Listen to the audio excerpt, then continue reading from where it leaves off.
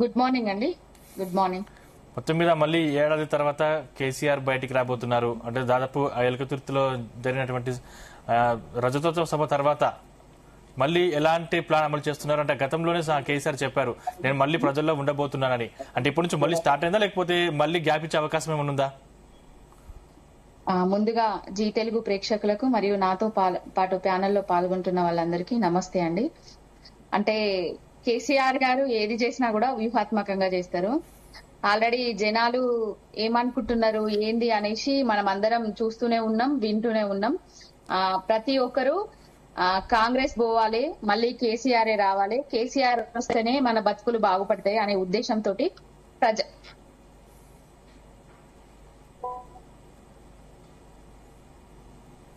Hello Pawan గారు మాట్లాడండి. మన బ్రతుకులు బాగుపడతాయి, తెలంగాణ బాగుపడుతుంది అనే ఉద్దేశంతో జనాలు ఉన్నారు. ఆ జనాలు పడుతున్న కష్టాలను చూసి చెల్లించి పాప కేసీఆర్ గారు మళ్ళొక్కసారి విజయోత్సవ సభగా జగిత్యాల సాక్షిగా కరీంనగర్ గడ్డ మీదనే మాజీ అంటే పూర్వ జిల్లా సాక్షిగా రాబోతున్నారు. ఈ రోజు వచ్చిన తర్వాత ఏం జరుగుతుంది, మరి ప్రతిపక్ష పార్టీలు ఏం చేస్తాయి, కేసీఆర్ గారు జగిత్యాలకు వస్తున్నారనే ఉద్దేశంతో రేవంత్ రెడ్డి గారు ఎక్కడ పెట్టుకున్నారు? మేడిగడ్డ దగ్గర పెట్టుకున్నారు ఈ రోజు సభ. దేనికోసం పెట్టుకున్నారు? దేనికోసం?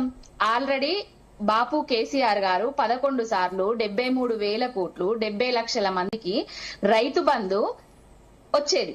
ఎప్పుడు పడ్డదో వాళ్ళకి అసలు తెలియదు. అంటే రైతులకు నాయట్లేసే ముందు రైతు బంధు పడేది. అది రైతు బంధు పడేటందుకు సభలు అన్నట్టుగా నర్మేట దగ్గర కట్టిన సిద్దిపేట దగ్గర నర్మేట దగ్గర ఆయిల్ ఫ్యాక్టరీ సాక్షిగా ఒకసారి సభ పెడతాడు. మళ్ళా తర్వాత ఈ రోజు నుస్తూర్పల్లి సాక్షిగా మళ్ళొక్కసారి రైతుల విజయం కోసం, రైతుల కోసము రైతు బంధు వేస్తున్నాం కాబట్టి మళ్ళొక్కసారి సభ పెడుతున్నాం అనేసి ఫోటోలల్లా పేపర్లల్లా ఆడిస్తారు. దేనికోసం అండి సభ? రైతు బంధుకు ఇన్నిసార్ల ఎందుకు ప్రజల ధనాన్ని దుర్వినియోగం చేయడం?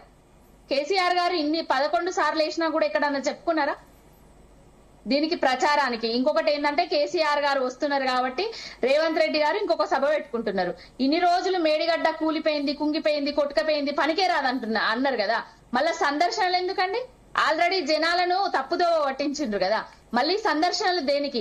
ఎల్ఎన్టీ వాళ్ళు మేమే బాగు చేస్తామని చెప్పినా కూడా చేయనీయకుండా ఇన్ని రోజులు జాప్యం చేసి 2.5 సంవత్సరాల నుంచి గుడ్డిగూరాల పళ్ళు తోమిండ్రా అండి కాంగ్రెస్ వాళ్ళు. రైతులు 2.5 ఏండ్ల నుంచి కాంగ్రెస్ వచ్చిన దగ్గర నుంచి నీళ్ల కోసం కానివ్వండి, రైతు బంధు కోసం కానివ్వండి, ఎరువుల కోసం కానివ్వండి ఎంత అవస్థ పడ్డారో తెలియదా? కేసీఆర్ గారి పాలనలో రైతుల పరిస్థితి ఏ విధంగా ఉండే, ఇప్పుడు కాంగ్రెస్ వచ్చిన తర్వాత రైతుల పరిస్థితి ఏ విధంగా మారింది? హలో, నమస్తే అండి. సో ఏం చెప్తారు? దాదాపు 2.5 ఏళ్ల పాలనపై ఈ రోజు కేసీఆర్ గర్జించే అవకాశం ఉందని బీఆర్ఎస్ నేతలు చెప్తా ఉన్నారు. అంటే మేడిగడ్డ సందర్శనకు వెళ్లడం కూడా, అంటే అప్పట్లో మీరు కాళేశ్వరాన్ని కూలేశ్వరం ఆరోపించారు, ఇప్పుడు మళ్ళీ ఎందుకు వెళ్తున్నారని చెప్పేసి బీఆర్ఎస్ నేతలు ఆరోపిస్తున్నట్టు మాట. ఏం చెప్తారు? ఇప్పుడు కేసీఆర్ ప్రభుత్వంలో ఇరిగేషన్ ప్రాజెక్టుల మీద 1,80,000 కోట్ల రూపాయలు ఖర్చు పెట్టారు. దానిలో కాళేశ్వరానికి 90,000 కోట్ల రూపాయలు ఖర్చు పెట్టారు. కాబట్టి కాళేశ్వరం మీద ఖర్చు పెట్టిన పైసలు ఏదైతుందో అది ప్రజల పైసలు, అదే కాకుండా ప్రభుత్వం పైసలు. కాబట్టి అదే కాకుండా అక్కడ రిపేర్లు చేయాలని చెప్పేసి డ్యామ్ సేఫ్టీ అథారిటీ సూచించింది, నిపుణుల కమిటీ సూచించింది.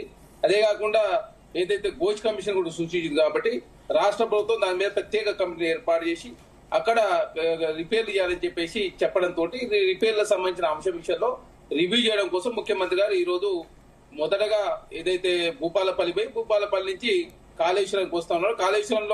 కాళేశ్వరం టెంపుల్ కి సంబంధించి 200 కోట్ల రూపాయలతోటి అక్కడ ఆలయ అభివృద్ధి పనులు శంకుస్థాపన చేసుకుని, అదే కాకుండా ఆ కాళేశ్వరం సంబంధించినటువంటి ఏదైతే ప్రాజెక్టులకు సంబంధించిన రిపేర్లు ఉన్నదో దాని మీద అధికారులతో ప్రత్యేక సమావేశం ఏర్పాటు చేసి రివ్యూ చేయబోతా ఉన్నాం ముఖ్యమంత్రి గారు. దానికి కేసీఆర్ గారి సభకు ముడిగెట్టే ప్రయత్నం బీఆర్ఎస్ పార్టీ చేస్తా ఉంది. మేము ఎక్కడ కేసీఆర్ గారు సభ పెట్టుకోదని చెప్పి మేము కాంగ్రెస్ పార్టీ కోరతలేం.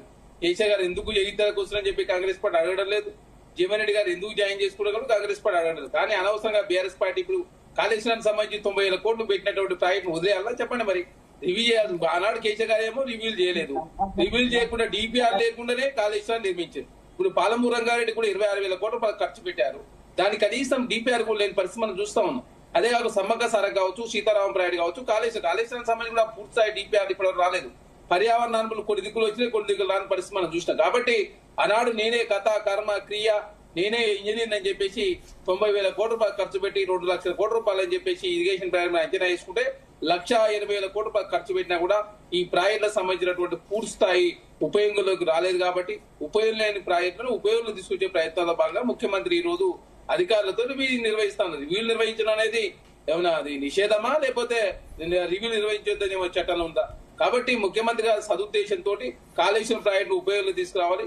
అదే కాకుండా నార్త్ తెలంగాణ కావచ్చు, సౌత్ తెలంగాణకు దారి తీసే ప్రాజెక్టులో భాగంగా దాన్ని రిపేర్ చేసుకునే ప్రయత్నంలో ప్రభుత్వం ముందుకు పోతా ఉంది. దాన్ని బీఆర్ఎస్ పార్టీ జీవన్ రెడ్డి సభ ఉంది కాబట్టి దానికి పోటీగా పెట్టిరు. జీవన్ రెడ్డి సభ ఉంది కాబట్టి కాంగ్రెస్ పార్టీతో సభ పెట్టి నిర్వహిస్తారని చెప్పేసి అనవసరంగా తెలంగాణ ప్రజలు తప్పుదారి పడిచే ప్రయత్నం చేస్తా ఉన్నారు.